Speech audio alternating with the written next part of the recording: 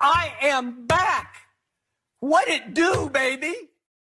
G5 Jeff TV, hit the subscribe button, hit the like button, hit the share button as you come on in. Big shout out to Classic Apparel. Big shout out to the We All From brand. Big shout out to Music Soar. All of the sponsors of the channel. All the information is in the description box. And follow your boy on Instagram and Twitter at BoxingFirst What I'm going to do for you guys today is play an interview that was done by Top Rank's Crystina Poncher. Big shout out to her. I met her at a weigh-in. Real cool people. She did an interview with Bob Arum, and Bob Arum talked about the plans that he has for Top Rank going forward after this COVID-19 situation is over. So I want for you guys to sit back and enjoy it. And you've been doing a lot of interviews lately, primarily because people want to know what's going to happen when boxing returns and when fights are able to resume. Well, what are you thinking about and how you want to roll things out?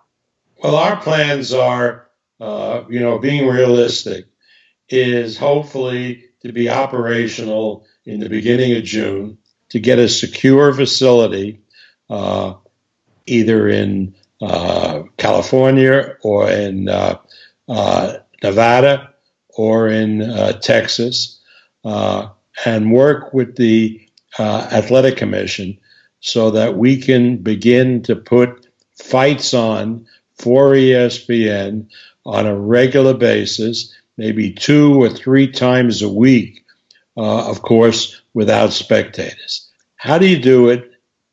Protecting the health and safety of the participants, either the fighters or the announcers or the referee and judges or the Athletic Commission or the camera people.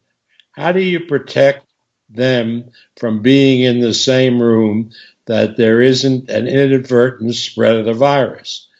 And the answer to that, which is, I think, the answer to a lot of the problems, is testing. Testing and more testing so that nobody who is in that room on the night of the event has coronavirus. That's one.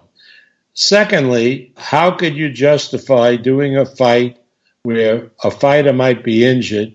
You'd have to take him to the hospital, and he would use a hospital bed that a coronavirus patient would otherwise use. And the answer is you couldn't, but I think the hospital bed situation now looks to me like it's under control.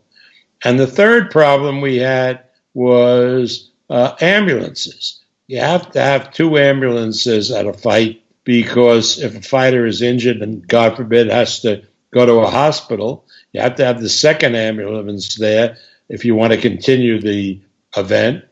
And were there enough ambulances? Well, clearly, if you were doing an event in New York, the answer would be there isn't enough. There was a big shortage. But in other places, it doesn't seem like that is that much of a problem now. Say we were doing, this was a facility that we were using in Las Vegas, just as an example. You'd have to bring fighters in. First of all, you couldn't use foreign fighters because they couldn't get into the country. You'd have to use American fighters, then have to make a gym accessible to them so they could spar and do other training. And we have a big gym in Las Vegas, the top-ranked gym, and we have explored getting that place completely sterilized and sanitized so that we could start doing this training program for fighters who will participate in the fights on a regular basis. We now are confident that we can accomplish that. Then where would you put the fighters? Say we take Las Vegas. The hotels will be opening up, and there won't be that many visitors coming in. So you could get a whole floor in a hotel like MGM or Aria. There would be eating facilities for dining. You could feed them, and you could keep them in a sterilized type of environment as they were getting ready to participate in the event. There's a lot of steps that have to be taken, but it could be done. June, July, and August certainly will be able to do events, but without spectators.